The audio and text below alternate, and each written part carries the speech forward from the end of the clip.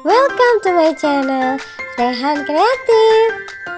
Jangan lupa like, share, dan subscribe ya teman-teman.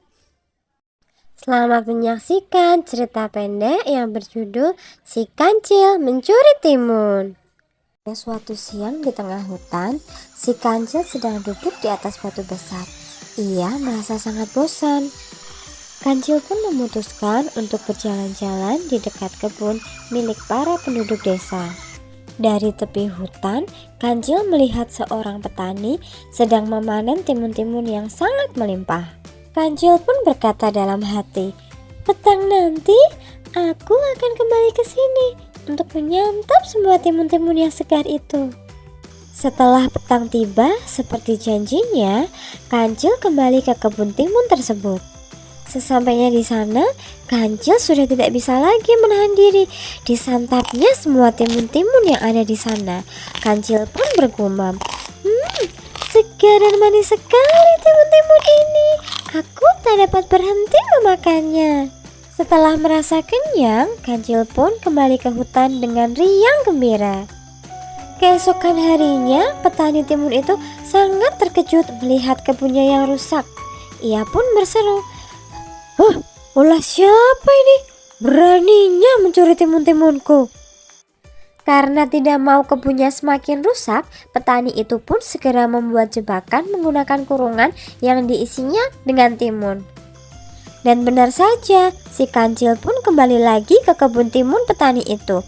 Namun, bukan kenyang yang didapat, melainkan si Kancil harus tidur di dalam kurungan yang disiapkan petani itu. Si Kancil terjaga semalaman karena takut akan nasibnya setelah bertemu dengan petani timun tersebut.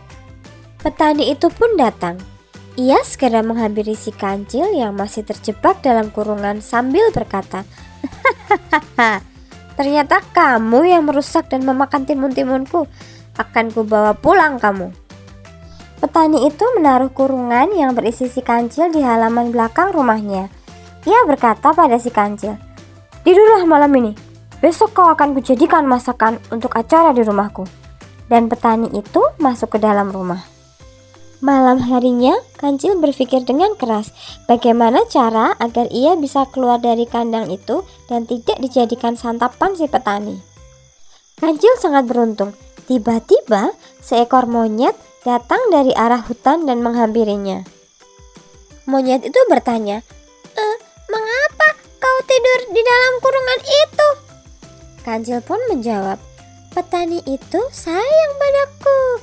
Aku diberi tempat tidur ini dan banyak makanan yang lezat. Jika kau mau, kau bisa gantikan aku."